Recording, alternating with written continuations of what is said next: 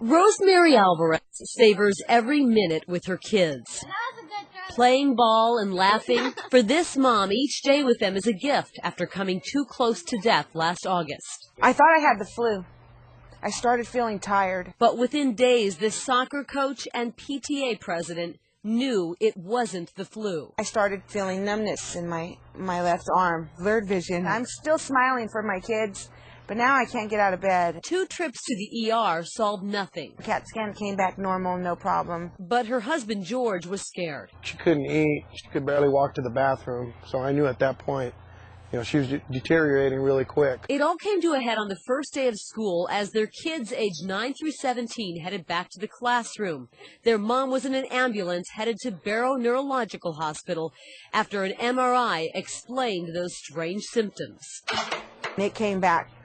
You have a brain tumor. At that exact moment where my heart fell just completely all the way down. Dr. Nakaji was expecting to find a brain tumor. He showed me the video as he operated on Rosemary's brain, carefully working, knowing this is the most dangerous spot in the human body to work next to, the brainstem. Here's the lump, and at this point it still looks like a brain tumor, and so we're just opening up into the inside. And then the unexpected.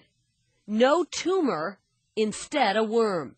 Watch as Dr. Nakaji grabs the worm and gently tugs it out of Rosemary's brain. It's still alive.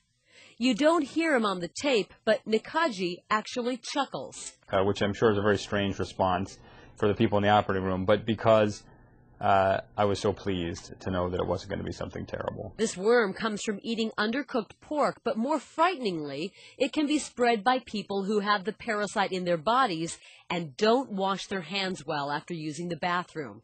That is the problem. And it only takes one person who is spreading it constantly to get a lot of people exposed, and some of those people are going to go on to develop this problem. It's impossible to pinpoint exactly when Rosemary contracted this brainworm. Probably she was one of these very unfortunate people who had somebody handle food for her, that she ingested it, and it got to her brain. What is normally a rare occurrence has become much more common.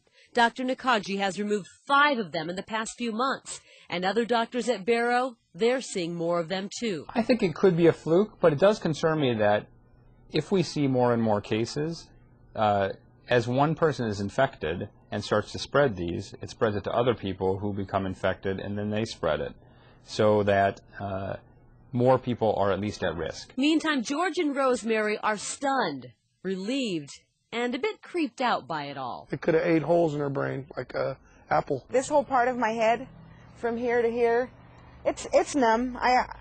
I just learned to live with it. Rosemary shows off the scars. I had to learn to walk, to balance. But Rosemary says the most important thing she learned is how to really live. I was so busy in life with everything else, and sometimes telling my kid, okay, I'll be right there, or hold on, and no, I can't right now, or no, I'm coming, I'll be right there. I'm not going to miss a moment that tell me what's on your mind. It strengthened us again because we almost lost everything. Everything fell apart. When she was gone, everything fell apart, and my kids saw how important their mother was in the house, because even they were, starting to take Mom for granted, and we pulled her out of the whole system, and everything just crumbled. They hope everyone learns something from this story so no one else has to go through what Rosemary did. Wash your